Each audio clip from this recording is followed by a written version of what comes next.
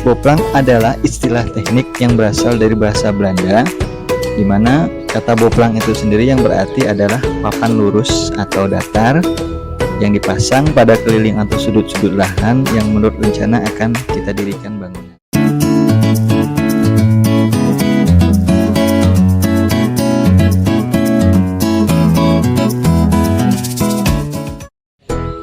Assalamualaikum warahmatullahi wabarakatuh. Salam berjumpa sahabat bangun rumah semua dimanapun berada. Dengan saya Irwan Mirza melalui channel Sahabat Bangunan. Di sini saya akan mengulas hal-hal mengenai bangunan, baik itu sesuatu yang cukup terperinci maupun sesuatu yang bersifat pengetahuan umum.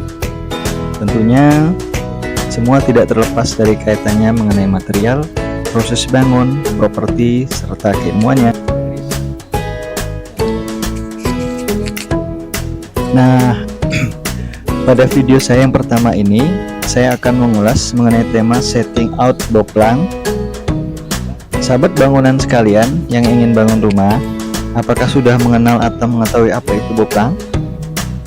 Jadi, di sini boplang adalah istilah teknik yang berasal dari bahasa Belanda, di mana kata boplang itu sendiri yang berarti adalah papan lurus atau datar yang dipasang pada keliling atau sudut-sudut lahan yang menurut rencana akan kita dirikan bangunan. Istilah lainnya boleh dibilang boplang itu adalah penanda sementara ya teman-teman sahabat bangunan, dimana penanda itu yang digunakan untuk menentukan titik-titik as pada area kerja di dalam proyek pembangunan agar sesuai dengan hasil pengukuran yang telah kita lakukan sebelumnya.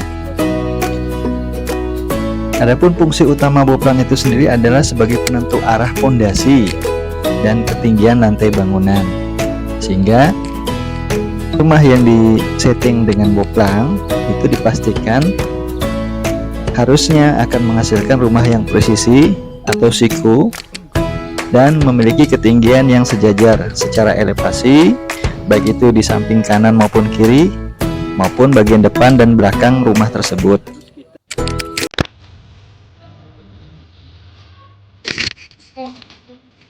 Adapun langkah dan proses pemasangan boplang, ya teman-teman ya, itu diantaranya di sini ada beberapa langkah yang harus kita perhatikan bersama. Diantaranya langkah yang paling urgent adalah ada 6 poin ya. Yang pertama ya tentunya kita tentukan dulu batas dan luas bangunan, di mana bangunan tersebut yang akan direncanakan harus kita tandai batas-batas pinggir dari bangunan tersebut dan bagian yang akan dibuatkan fondasi. Kita ambil jarak keluar dari pinggiran bangunan sekitar 1 meter untuk memasangkan patok tiang boplang tersebut ya, untuk lalu lintas pekerja dan ruang gerak kita sendiri. Bila tidak memungkinkan, boplang juga dapat dipasang semepet mungkin dengan tembok yang ada di sekitar.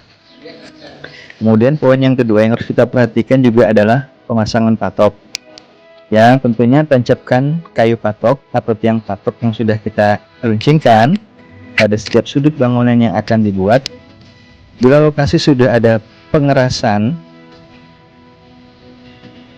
maka patok dapat dipaku agar tetap tegak dan tidak bergeser selama masa penggunaan boplang tersebut. Usahakan juga titik-titik peletakan patok sudah sesuai gambar atau arahan direksi proyek. Kemudian poin yang ketiga yang harus kita perhatikan adalah tentukan ketinggian dengan selang waterpass. Tentukan letak dan ketinggian fondasi. Gunakan bantuan selang waterpass untuk mencari persamaan ketinggian. Caranya yaitu berikan tanda berupa garis pendil atau spidol pada satu tiang patok sesuai tinggi fondasi yang akan kita tentukan pada bangunan tersebut ya tentunya. Lalu gunakan selang waterpass untuk menyamakan ketinggian tersebut. Garis air pada selang menunjukkan ketinggian. Jadi posisikan agar garis air sama dengan garis tinggi fondasi. Kemudian poin yang keempat yaitu pasang papan kayunya pada tiang patok untuk mengelilingi bangunan sehingga membentuk batas.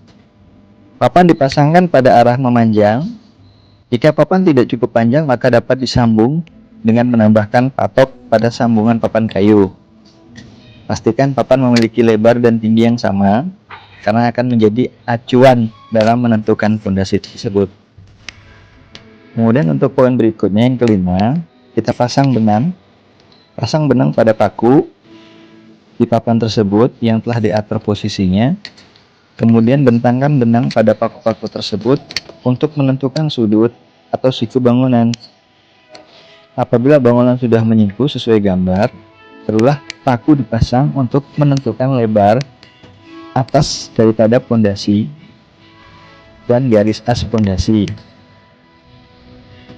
Kemudian langkah selanjutnya, kita tarik benang, pasangkan paku dan tarik benang membentuk gambar pada pondasi yang akan dibuat.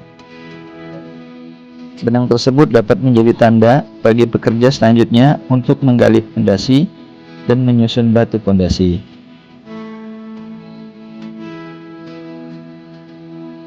Untuk sahabat yang ingin membangun rumah, ada beberapa tips yang bisa saya sampaikan sebagai syarat dalam pembuatan boplang.